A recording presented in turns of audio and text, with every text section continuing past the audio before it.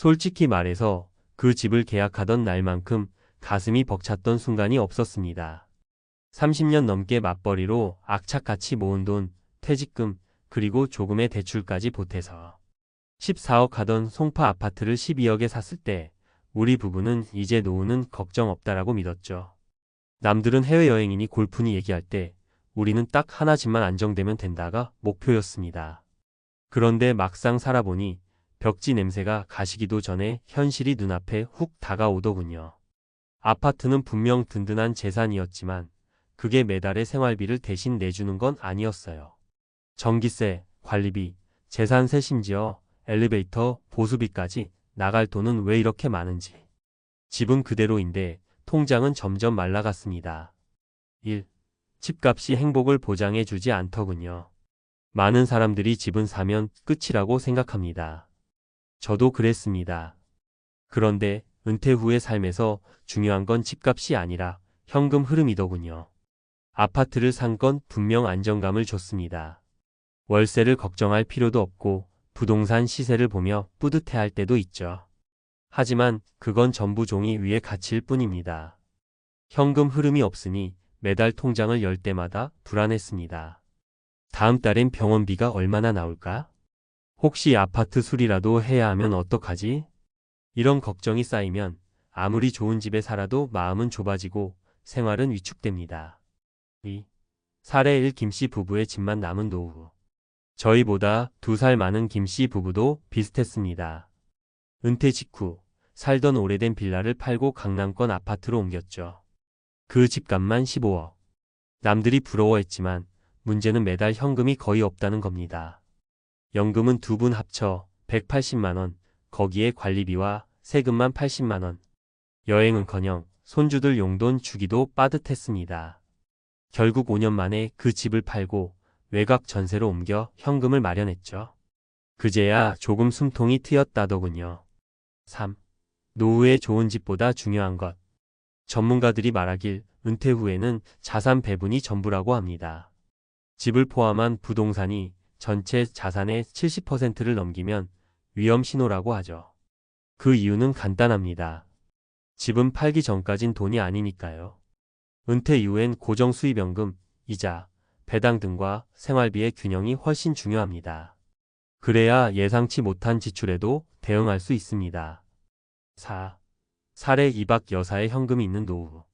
반대로 저희 이웃 박 여사는 집을 작게 줄이고 현금을 확보했습니다. 서울 중심부 84이 아파트를 팔고 경기도 소형 아파트로 옮겼죠. 차액으로 5억 원을 만들고 그 돈을 절반은 정기예금, 절반은 배당 ETF에 투자했습니다. 매달 120만 원의 추가 현금 흐름이 생겼고 연금과 합치니 생활비가 넉넉했습니다. 결과적으로 박 여사는 은퇴 후에도 여행도 다니고 문화센터도 다니며 삶의 질을 유지하고 있습니다. 5. 세금 관리비의 숨은 압박. 저도 몰랐던 건데 송파 아파트는 재산세와 종합부동산세가 만만치 않았습니다. 은퇴 전에는 월급에서 자동이체로 나가니 부담을 못 느꼈지만 은퇴 후엔 그 세금 고지서가 유난히 크게 보이더군요. 거기에 관리비, 장기수선 충당금, 아파트 커뮤니티 이용료까지 합치면 한 달에 60만 70만 원이 훌쩍 넘어갑니다. 결국 내 집이 생활을 지켜주는 게 아니라 오히려 내가 집을 지키느라 허덕이는 상황이 됐죠. 6. 사례 3 이씨의 집 덕분에 생긴 빚. 심지어 제 친구 이씨는 은퇴 후 대출을 감당 못해 결국 집을 팔았습니다. 당시 이 집만 있으면 노후는 문제 없다라고 했지만 대출 이자와 생활비가 겹치면서 버티기 힘들었죠.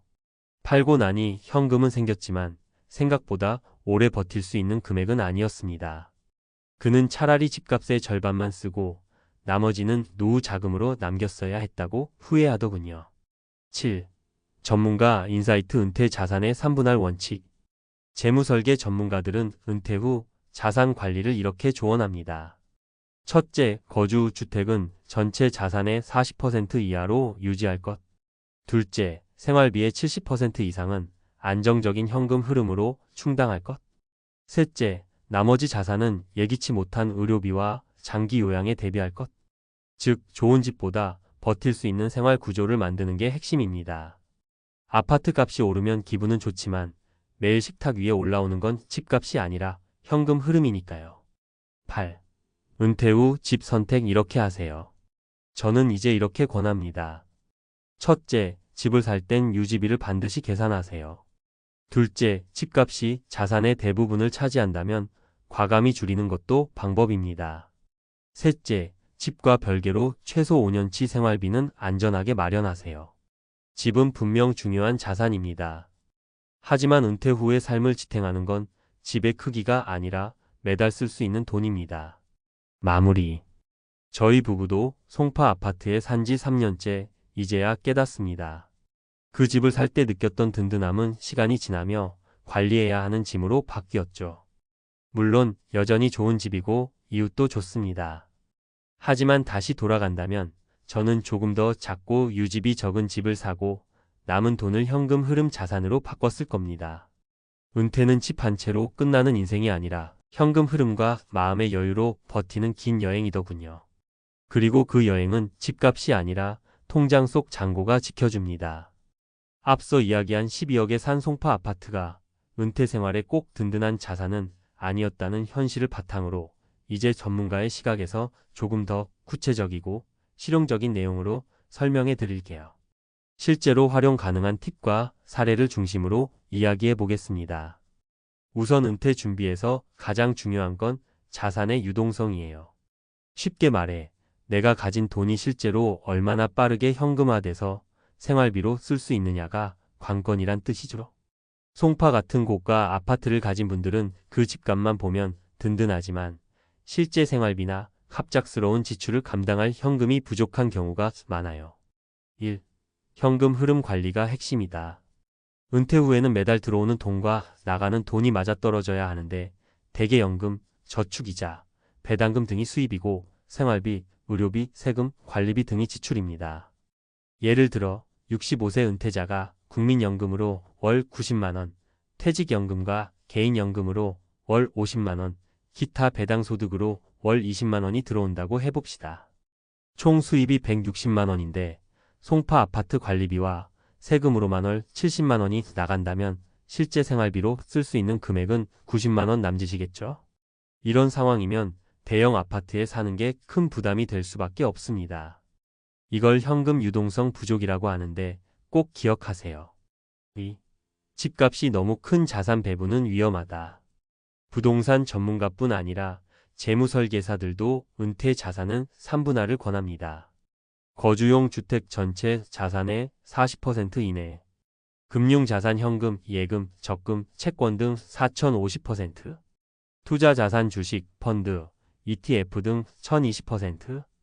예를 들어 총 은퇴 자산이 3억이라면 집은 최대 1억 2천만 원 수준으로 유지하는 게 바람직하다는 뜻이죠.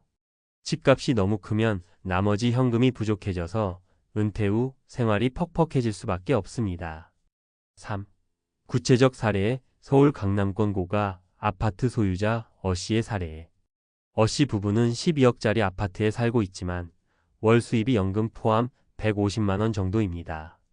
관리비, 재산세, 각종 공과금 등으로 매달 65만 원이 나가고 여기에 식비, 교통비 등 최소 생활비가 100만 원은 필요해 한 달 생활비가 165만 원에 달합니다. 결과적으로 매달 15만 원 이상 적자가 나며 적자를 메우기 위해 예금을 조금씩 해치고 있습니다. 이런 분께 제가 드리는 팁은 가능하다면 주택 규모를 줄이고 남은 자금을 금융 자산으로 돌려 현금 흐름을 늘려라입니다. 작은 아파트나 지방 전세로 거처를 옮겨도 생활 안정성은 훨씬 높아질 수 있거든요. 4. 집 관리 비용, 세금 꼼꼼히 챙기자. 은퇴 후에는 고정 지출이 굉장히 부담스러운데 특히 아파트는 매년 재산세와 종합부동산세가 늘어나는 추세입니다. 예를 들어 12억 아파트의 경우 종부세가 연 200만 원대일 수 있고 재산세까지 합하면 300만 원에 육박합니다. 관리비는 계절과 시설에 따라 다르지만 월 40만 원 이상은 흔하죠. 이걸 못 계산하고 집값만 보고 결정하면 은퇴 후 한 달 생활비의 절반 이상을 집 관련 지출로 낭비하게 됩니다. 5. 투자 다변화가 답이다. 단순히 집에만 자산을 몰아넣는 것보다 금융상품으로 수익을 창출하는 게 훨씬 안정적입니다. 예를 들어 5억 원을 은행 예금과 배당 ETF에 나눠 투자해 연 3% 수익을 얻으면 연간 1,500만 원을 약 125만 원의 현금 흐름을 만들 수 있습니다. 이 돈은 아파트 관리비, 생활비 등 고정비 지출에 큰 도움이 되죠. 6. 주택 처분이나 전환도 고려해보자.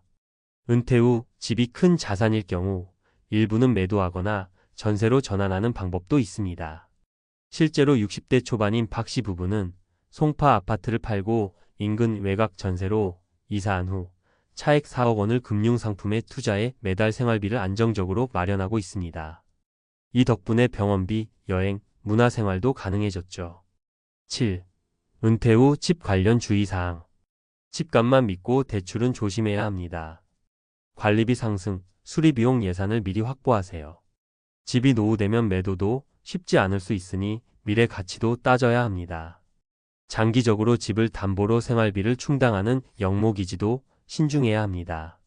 마무리하며 은퇴 후 집은 단순한 보금자리 이상의 의미를 갖지만 그 자체가 경제적 자유는 아닙니다. 무조건 좋은 아파트를 산다고 해도 현금 흐름이 막히면 생활은 힘들어집니다. 그렇다고 집을 포기하라는 건 아니에요. 단지 현명하게 자산을 배분하고 관리 비용과 세금, 투자 수익까지 꼼꼼히 따져야 한다는 뜻입니다. 지금도 송파 아파트에 살면서 고민하는 분들이 많을 텐데 내 자산의 유동성을 늘리고 생활비를 안정적으로 확보하는 게 은퇴 생활의 핵심임을 꼭 기억하세요. 필요하면 구체적인 은퇴 자산 재구성 방법이나 생활비 관리 노하우도 알려드릴게요. 언제든 말씀해 주세요.